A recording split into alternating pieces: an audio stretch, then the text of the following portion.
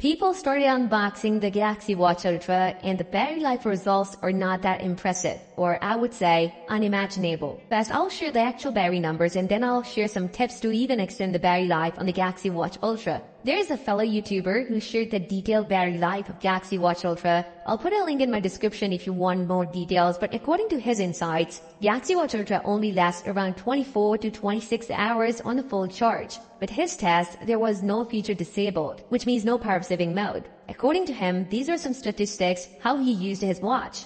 Samsung Health Monitoring at the top, Google Wallet, Ultra Analog, Spotify, and more. Now the big battery drainers were Samsung Health and Google Wallet, although according to him, he only used Galaxy Watch Ultra for 2 to 3 payments in a day, still drains 10% of the battery. Also 4% battery drain is most likely because of always on display, and health tracking features drains the most amount of battery at 15%. Also, there are other features which drain the battery, but these were the top ones. And while showing these, the Ultra Watch was used 19 hours in 26 minutes and 5 hours and 11 minutes were remaining. This is not good at all. Only 24 hours of battery life. Watch Face Pro with the same battery lasts much longer due to less brightness, less resolution, and a smaller display. Samsung claim numbers were 100 hours for Galaxy Watch Ultra, but the twist is you need to put it on a power saving mode. The second mode which you can go is the exercise power saving mode, which will track your movement and still give you a 48 hours of battery life. These are some of the other numbers from a different source, and these are a bit better, but after these numbers I'll share some tips to get most amount of battery life of the Galaxy Watch Ultra. Since this watch is just launched, we have a small data to share it with you.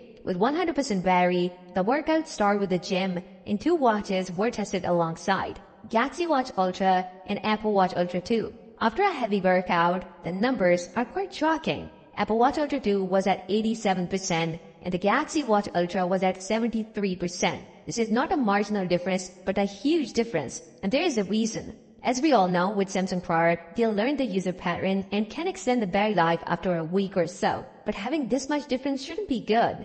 The second hour is with the normal usage, and keep in mind, all this time, there was no power saving mode enabled. So after an hour, the charging left on Apple Watch Ultra 2 was 85% and Galaxy Watch Ultra was at 70%.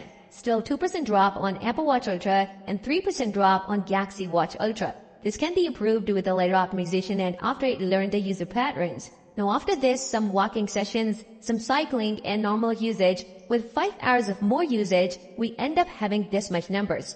Apple Watch Ultra 2 was at 72% and the Galaxy Watch Ultra was at 59%. This is interesting. Apple Watch Ultra 2 dropped about 13% of the battery, whereas Galaxy Watch Ultra dropped only 11%. Keep in mind, there is still a big gap between the Watch Ultra 2 and Galaxy Watch Ultra due to a closer to a launch, and there is little to no optimization involved in it. The charging speed, although are different, 10 watt on Galaxy Watch Ultra, although the expected numbers were 15 watt, and Apple Watch Ultra 2 came with the 18 watt of fast charger. Although Apple offered better charging speed, both watches can enable to full charge in an hour or slightly more. But claim numbers is 80% in 60 minutes on Apple Watch Ultra 2, but no claims for the Galaxy Watch. Now let's talk about some tips for the Galaxy Watch Ultra to increase the battery life. Right off the bat, if you want most amount of battery life on Galaxy Watch Ultra, just enable power saving mode and you'll get close to 100 hours of battery life. And if you want exercise mode, then cut down to 48 hours. But apart from this, if you don't go outside a lot, then the best thing you can do is use the manual brightness on your watch.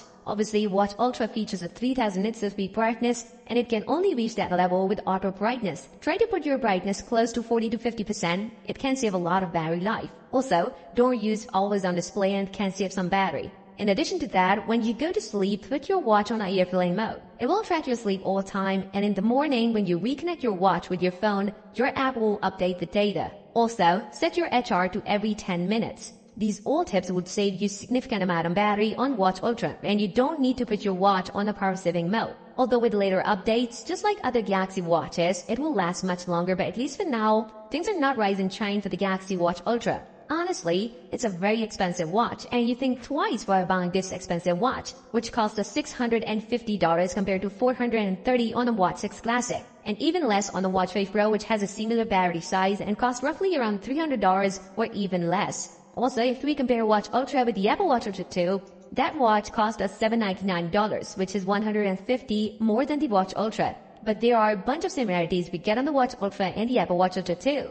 There are a bunch of similarity between the Galaxy Watch Ultra and Watch Ultra 2, and the most obviously one is the design and ruggedness of both watches. With the orange strap on Galaxy Watch, this looked obvious that Samsung wants to achieve a similar aesthetics with the orange button on the side as well, which is a programmable button makes it even obvious. And these are the things we get on the Apple Watch Ultra 2 with the action button and the orange strap started with the first generation of Apple Watch Ultra. Although the strap on the Galaxy Watch Ultra is one click away to detach, but unfortunately you can only use this on Ultra and cannot use it on the previous Galaxy devices. Speaking of design difference, there are a couple. Galaxy Watch Ultra came with a single size 47mm compared to Apple Watch Ultra 49mm. Both watches shared almost the same weight, 60.5 grams on the Galaxy and 61.5 on Apple. The thickness of the watch is where things got changed. Although when I first saw the Galaxy Watch Ultra, it looks pretty thick, but numbers are telling a different story. Galaxy Watch Ultra came with a 12.1mm thickness, which is similar to the Galaxy Z Fold 6 compared to 14.4mm on the Galaxy Watch Ultra 2. Quite thick compared to the Galaxy Watch.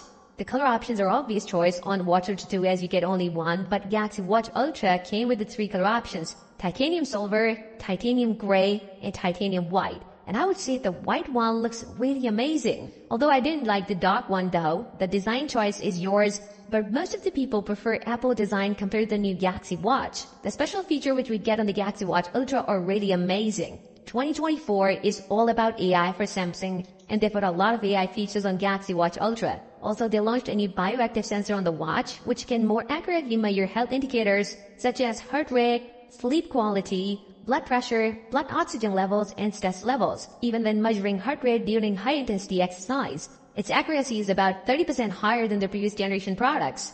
Although Android Watch is always behind compared to the Apple ones, but seems like we might see competition here. Samsung gave us a new feature called Energy Score, which will track your sleep consistency, bed wake-up time consistency and sleep timing, wellness tips, and more. And Samsung also gave us a functional threshold power to help cyclists measure their maximum cycling power in just 4 minutes. On this note, if you find value from this video, give this video a thumbs up and subscribe to the channel.